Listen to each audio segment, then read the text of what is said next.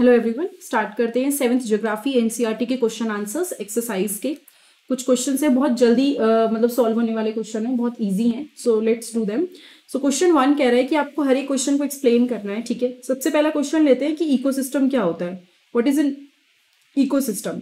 सो जब हम लोग इकोसिस्टम की बात करते हैं, all plants, animal and human beings depend on their near surroundings. जितने भी प्लांट्स हैं, चाहे वो एनिमल हैं या ह्यूमन बींग है, वो सबके सब अपने सराउंडिंग पे डिपेंडेंट होते हैं और आपस में भी डिपेंडेंट होते हैं, अपने सराउंडिंग पे भी और एक दूसरे पे भी डिपेंडेंट होते हैं। जैसे कि प्लांट एनिमल पे, एनिमल प्लांट पे।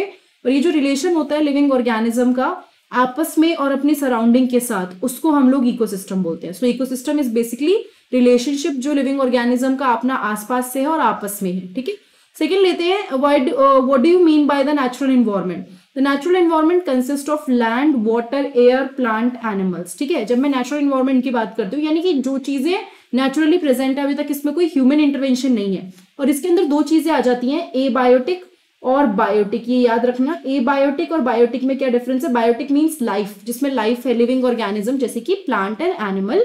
एंड एबायोटिक में लैंड आ जाता है, सॉइल आ जाता है, वाटर आ जाता है, ये सारी चीजें आपको इसमें मिल जाती हैं। उसके बाद थर्ड क्वेश्चन कह रहा है, which are the major component of the environment? अगर मैं बात करूं मेजर कंपोनेंट इन्वायरमेंट के कौन कौन से हैं, नेचुरल में आ गए लैंड, एयर, वाटर, सारे के सारे लिविंग थिंग्स। ह्यूमन मेड में building, parks, bridges, road, industry, monuments. Human के अंदर इंडिविजुअल भी हो सकते हैं, फैमिली हो सकते हैं, कम्युनिटी जिसमें फैमिलीज होती हैं बहुत सारी, रिलीजन और एजुकेशनल इकोनॉमिक्स। ठीक है, उसके बाद ये सारी की सारी चीजें इसके अंदर काउंट हो गई। Give 4 examples of human made environment. अगर मैं बात करूं ह्यूमन मेड इन्वायरमेंट की, building, parks, bridges, roads, aquarium, ये सारे के सारे किसमें आ गए, जो ह्यूमन ने खुद बनाए हुए हैं। ठीक है, उसके बाद नेक्स्ट पे आते हैं। नेक्स्ट है, what is the lithosphere? So the lithosphere is the solid crust और the hard top layer of the earth. यानी कि सॉलिड क्रस्ट है या फिर अर्थ के ऊपर की हार्ड टॉप लेयर है। ये रॉक्स एंड मिनरल से बनी हुई है और इस पे थिन लेयर ऑफ सॉइल भी है। It is an irregular surface. एक इरेग्युलर सर्फेस है क्योंकि इस पे बहुत सारी चीजें हैं, जैसे कि mountain, plateaus, plains, valley, all these things are present on the lithosphere. तो बेसिकली जब मैं बात करती हूँ हाइड्रोस्फेयर, एटमॉस्फेयर, लिथोस्फेयर की, तो हाइड्रोस्फेयर वाटर वाला होता है और एटमॉस्फेयर एयर होता है, एंड लिथोस्फेयर मतलब लैंड, बेसिकली जो लैंड एरिया है वो इसमें आ जाता है। ठीक है, नेक्स्ट पे आते हैं, which are the 2 major component of the biotic environment? कौन से 2 इंपॉर्टेंट मेजर कंपोनेंट हैं बायोटिक इन्वायरमेंट के? Plants and animal. ठीक है, सो ये बायोटिक इन्वायरमेंट के 2 मेजर कंपोनेंट होगा। इसमें सब चीजें आ गई, सारी चीजें। ठीक है, फिर last question, what is the biosphere? So the biosphere is a narrow zone of the earth where land, water and air interact with each other. Suppose अगर मैं यहाँ पे ऐसे 3 बॉल्स बना लूं, मतलब ये सर्कल्स बनाऊं, ये वाला आपका लिथोस्फेयर हो गया, ये आपका हाइड्रोस्फेयर हो गया, ये आपका एटमॉस्फेयर हो गया।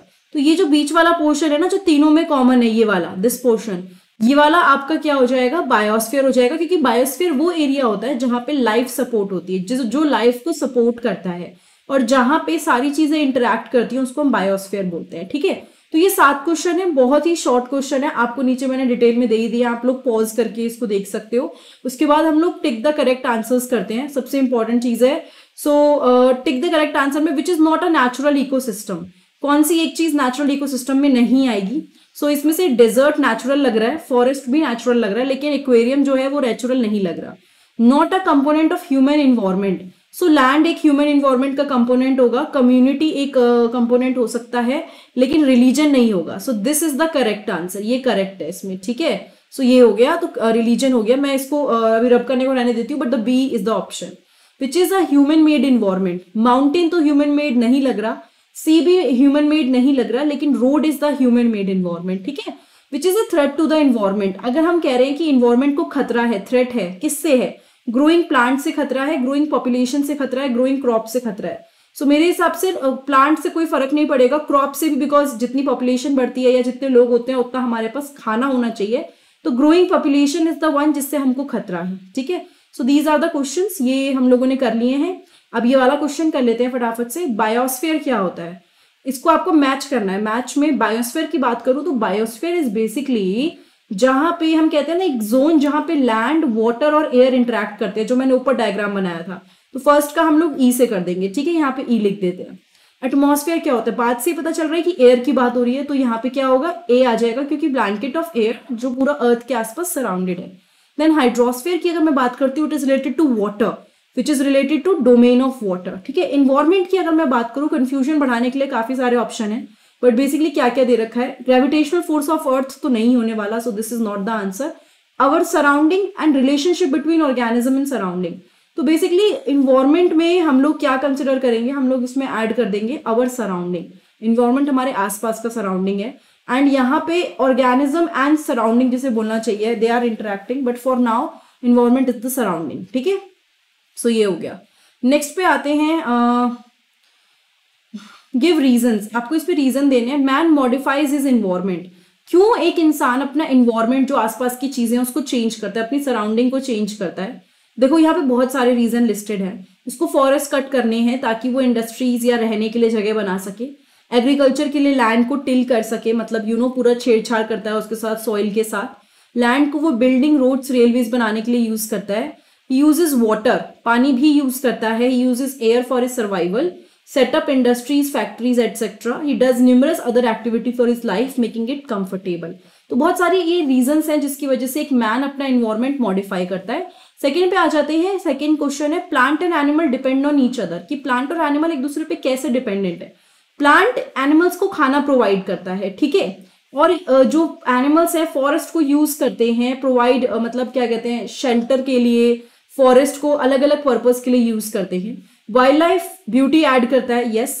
एनिमल्स मेन्योर प्रोवाइड करते हैं प्लांट को ग्रोथ के लिए, जब किसी भी ऑर्गेनिज्म की डेथ होती है तो खाद बन जाते हैं नेचुरली जब वो डाई होते हैं। सो ये एक ऑप्शन है।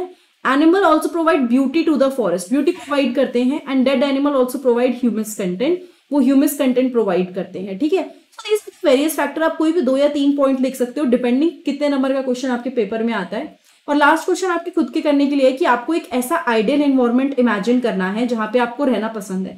तो अगर आप फॉरेस्ट में रहने की बात सोच रहे हो या अपना घर ऐसी जगह पे सोच रहे हो जहां पे फॉरेस्ट है, हरियाली है, तो आप वो इमेजिन करो क्या क्या चीजें वहां पे हो सकती हैं। ये सब आप पिक्चर ड्रॉ कर सकते हो।